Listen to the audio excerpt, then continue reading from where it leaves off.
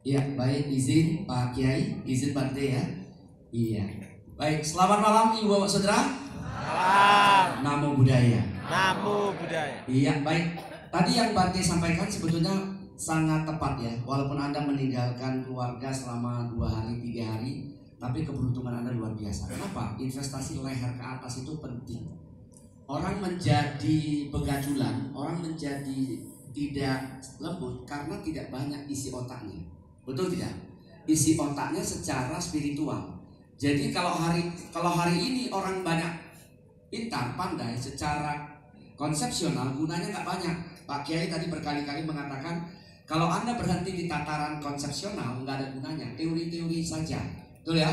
Tapi praktiknya bagaimana? Seperti tadi yang dikatakan oleh beliau tadi kan ya, melalui apa tadi itu jamaah Qobdariyah, itu semua praktik. Dhammapada ayat 51 mengatakan, kalau saya sudah keluar Dhammapada aja ya.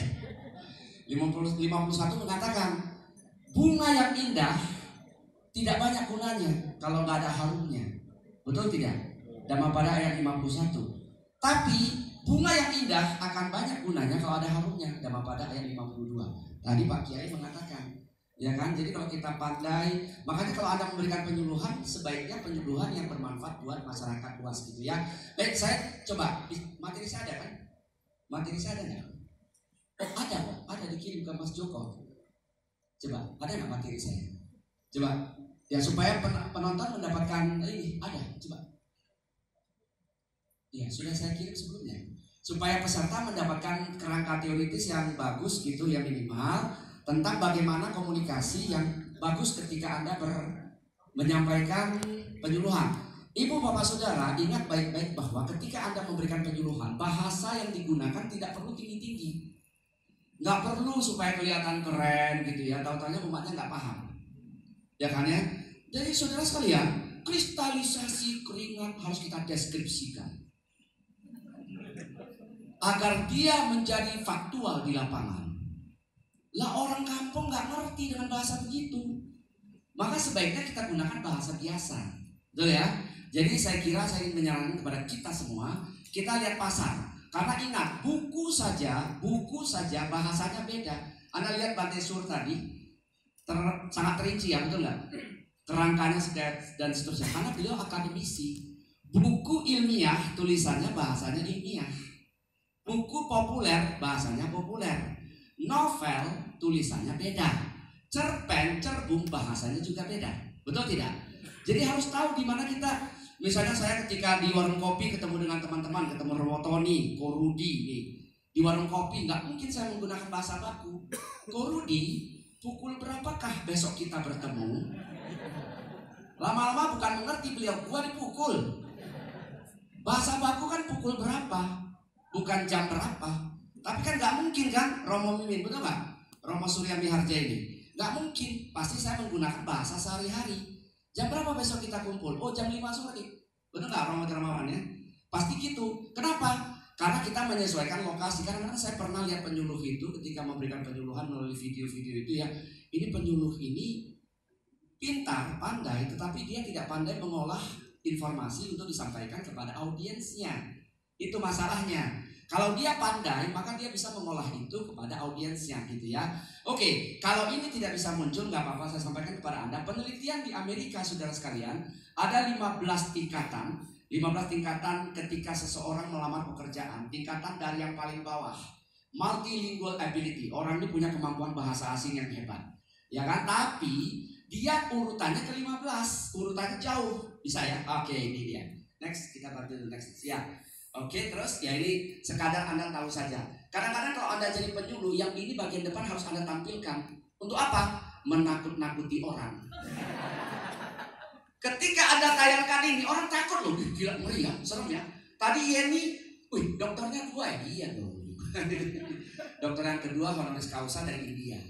Saya terima tahun lalu di bulan September sebagai di bidang komunikasi public speaking di India, di New Delhi dari Museum Rekor Asia. Ya itu yang saya terima di New Delhi kemarin. Jadi 2. Nah ini Anda tayangkan di depan tidak masalah, tetapi jangan terlalu lama Anda di sini. Jadi materinya itu lebih sedikit waktunya, jangan cukup sedikit sekilas ya, supaya orang minimal agak takut sama Anda. Oh ini pembicaranya ya Ci Aiwa ini bukan main-main loh, ini ibu rumah tangga teladan. Nomor 1 di rumahnya sendiri. Oke terus. Oke terus ya, karena saya waktunya sedikit, tadi kita diskusi lebih banyak. Pak Kiai ini penting kita mintakan pandangan beliau, ini luar biasa ini beliau. Tadi kami sudah berseminar di bawah tadi. Next please. Iya, terus ada 3 hal penting yang mau saya bahas pada hari ini secara cepat ya. Jadi kalau nanti Anda mendengarkan kurang paham, nggak apa-apa, didengar saja. Nanti pulang dari sini minum air banyak-banyak biar dicerna. Ya, jadi agak padat saja, nanti pulang minum banyak air biar dicerna gitu ya. Oke, next. Jadi pertama pentingnya komunikasi, kedua prosesnya bagaimana? Ketika komunikasi efektif, ketika Anda menjadi penyuluh seperti apa? Ya supaya kelihatan agak ini Pak Kiai, supaya kelihatan ilmuannya pakai teori sedikit gitu kan ya.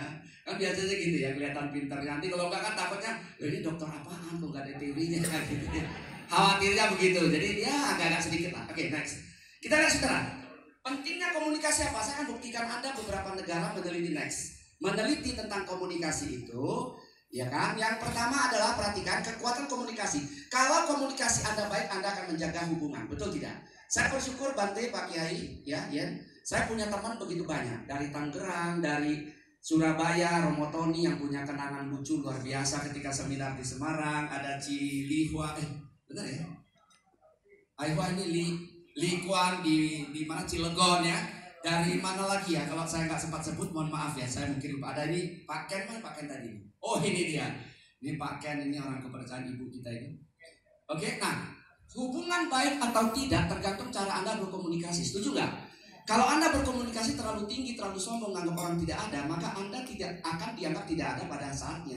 Ketika dia lihat Anda, dia akan menyingkir dari Anda. Berarti hubungan tidak baik. Nilai Anda tergantung cara Anda berkomunikasi. Terlalu banyak bercanda porno, berarti otak Anda isinya itu semua.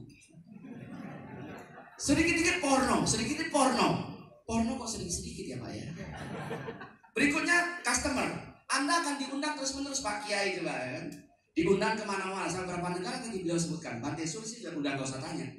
Bante Suri sudah ada kemana-mana. Ini apa namanya, kartunya udah platinum. Platinum apalah, udah platinum tak berapa kali apalah ya di atasnya gitu.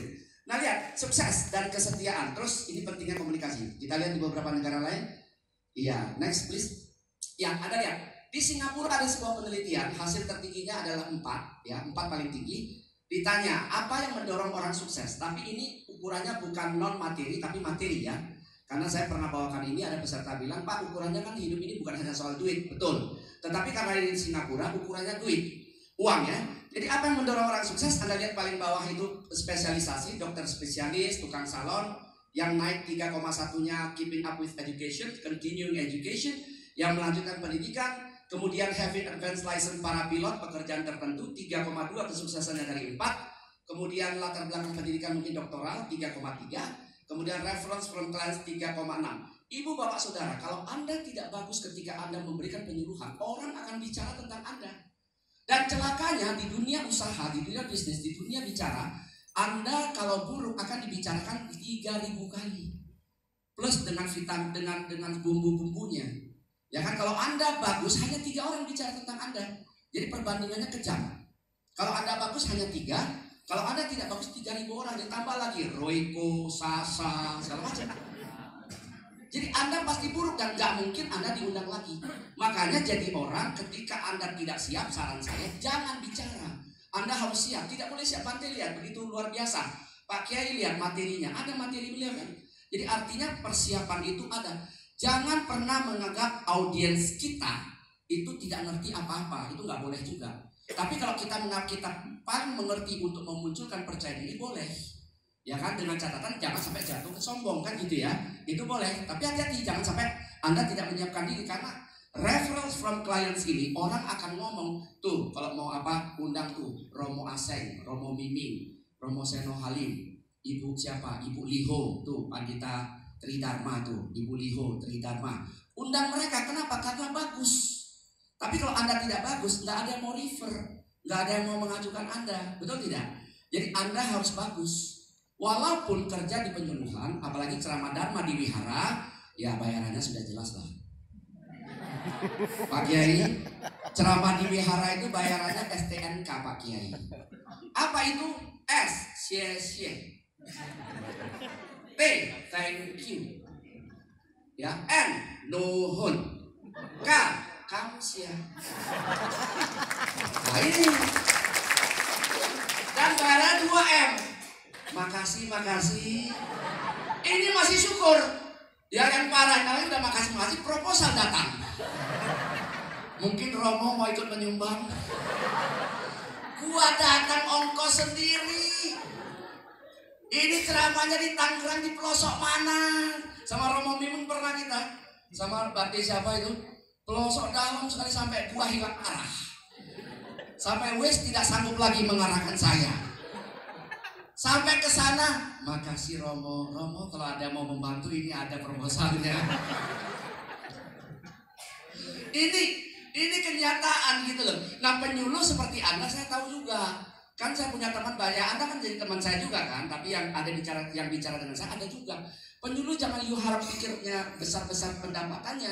Saya bilang nggak apa-apa. Tapi kalau Anda betul melakukan penyuluhan, maka Anda akan di-refer. Dan Anda jangan harapkan di dunia dong. 100 orang yang mendengar Anda 10% saja berubah menjadi baik. Pahala Anda, karma baik Anda sudah luar biasa. Betul nggak? 10% aja. Lalu 90% kemana? Lagi tidur mungkin ketika Anda ngomong kan.